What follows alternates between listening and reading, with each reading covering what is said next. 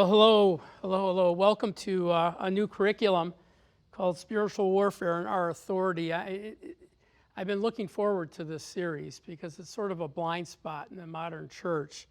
It's something we don't teach often. It's something that sort of has drifted away from the church. I don't hear of teachings on it, yet it's something that we fight every day. I mean, it's something that we're engaged in every day of our lives. What we're going to learn over these 10 sessions is that we have a responsibility to fight the battle. God has already fought the battle from his standpoint. Jesus is seated at the right hand of God.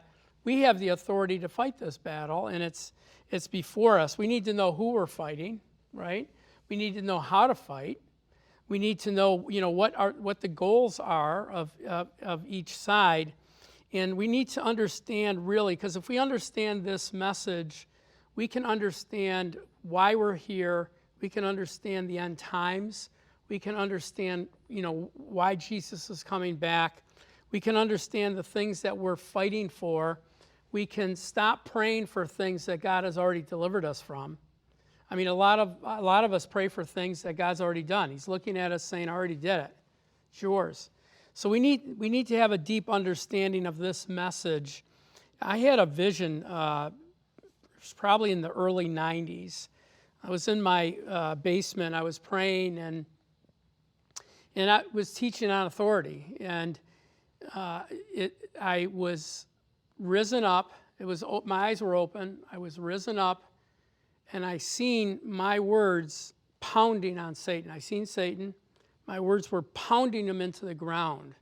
They were having this effect on him where he was covering himself, and then I came out of it and I was seated in my seat, but I seen the power of our words at him and what it did to him.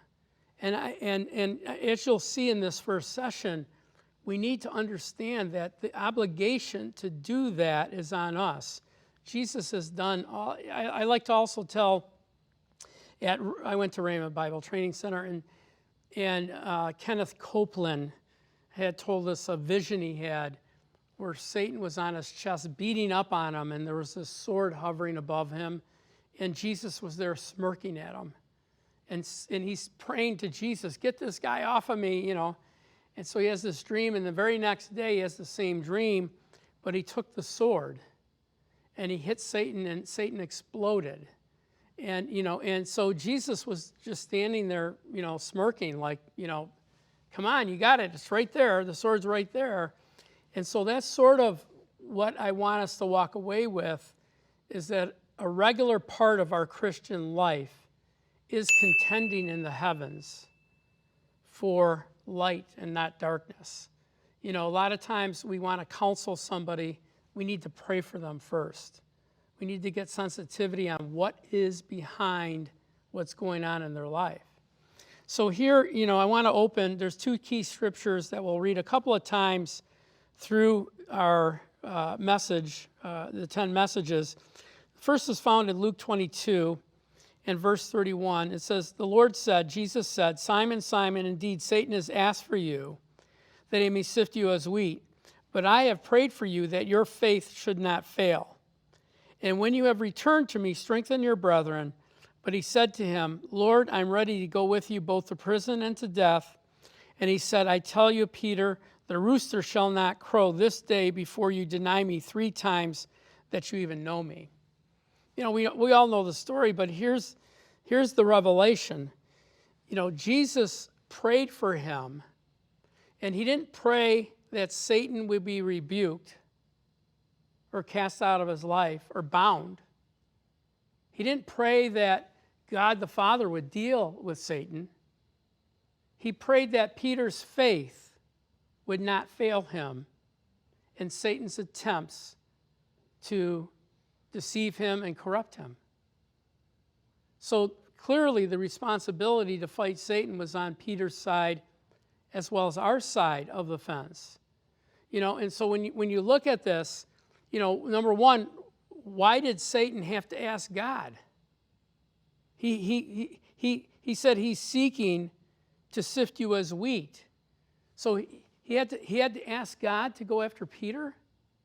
I mean, what's that all about, right? You know, and then he prays for Peter's faith to not fail him. And then he tells him, you're going to fail because the spirit of fear is going to get you, and you're going to deny me 3 times. And then when you return to me. You know, so we learned something here very, very, very important, is a lot of times we're saying, Jesus, deliver me, and Jesus is saying, I already did. I've already given you the tools. I've given you the power. I've given you the access to God himself. You have it all. You know, and so when I look at this is a blind spot in Christianity. When I call it a blind spot, it's something that's not being taught, so it's in the forefront of our minds. You know, when I was growing up in Christianity, we had lots of people teaching this. This was a modern thing back in the 80s and 90s. And to see people teaching about taking authority over what Satan is doing in your life, right? And so we see here that, you know, what could Peter have done to hearken to Jesus' words? What could he have done to come against Satan? What could he have done to win that battle rather than fear win that battle, you know? Hopefully when we get done with this, most of Christianity lives on defense. You wait for Satan to take an advantage somewhere and you get on your knees. We need to go on offense. Satan has gates. We don't. The gates of hell will not prevail against us. We need to go on offense. We need to make it a part of our daily prayer to come against him and the things that he's doing. For God to deliver us from evil by making us aware of what he's doing so that we can contend against him.